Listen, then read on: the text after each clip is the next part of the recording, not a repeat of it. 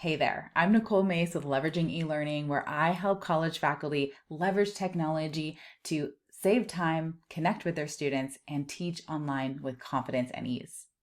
In today's video, I want to help you with creating more impact in those online lectures. I have 3 strategies that I'm going to break down for you right now, and you can implement on your very next lecture. The first strategy I call lights, camera, action. Lights has to do with making sure you are front lit, so you can stand or sit in front of a window or even just turn your desk lamp towards your face. You want to make sure you have enough light so that students can see your facial expressions easily and they can connect you as a real human being.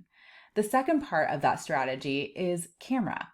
So the camera angle is actually really important. You want to make sure that your camera is more elevated than below you. So if you need to, stack some books under that camera so that you are looking up and at your students. Another key for that is to try to look directly at your lens and in fact, look through your lens. I like to pretend like there's a little person that lives inside of my camera that I am speaking to.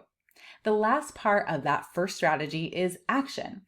You actually need to over-exaggerate your normal movements so that you can clearly communicate to a camera and to those students looking at you through their computer screens. So make sure there is action and movement when you're speaking. Fill up that frame and pretend like this is a canvas that you have to present and communicate with.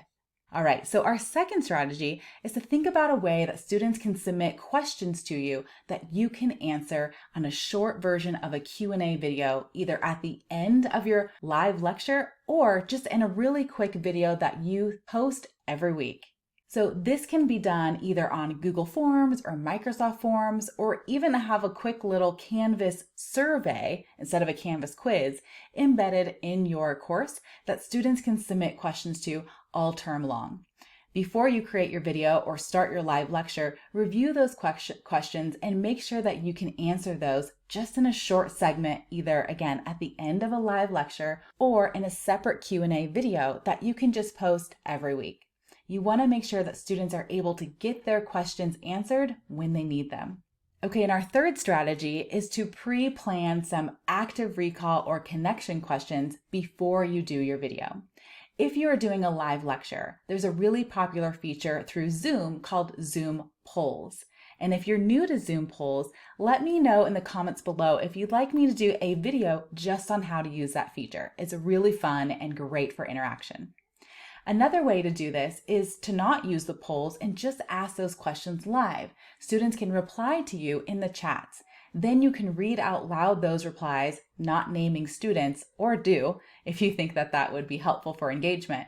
Name those questions or say the questions out loud and give the data back to your students as a whole. This helps everyone get on the same page and move forward with an engaged audience. So let's do a quick recap. First strategy, lights, camera, action. So second strategy is allow students to submit real-time questions to you for you to answer on a weekly basis. The third strategy is to pre-plan some engagement or active recall questions to ask during your lecture. Okay, I hope this video helps you with even more impact in your online classes. If you have any other questions about specific struggles you have with transitioning from the classroom to the Canvas LMS, let me know in the comments below and I would love to dive in and provide solutions for you. Also, check out the sweet little bonus I left in the description just as a thank you for watching.